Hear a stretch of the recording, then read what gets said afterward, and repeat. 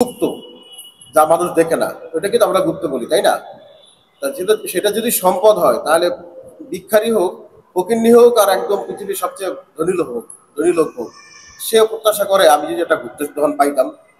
কারণ এটার কোনো পরিমাপ নাই যেটা সম্পদ কত, এটা সবাই প্রত্যাশা করে, তাই না?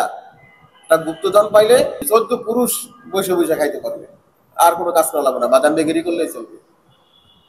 কিন্তু কোনো যদি রাজনৈতিক দল যদি তার গুপ্ত কোনো বাহিনী থাকে, গুপ্ত কেউ জানে না, তার মানে কোনো সংগঠনকে কেউ যদি বলে যে আপনাদের গুপ্ত নেতাকর্মী আছে, তাহলে আপনারা বিচলিত হবেন না, বরং আপনাদের আরো গর্ব করার কথা যে আপনাদের গুপ্ত একটা সম্পদ আছে। এই সম্পদটাকে যত আরো বাড়াতে পারেন অতই ভালো, প্রতিপক্ষের ঘুম হারাম।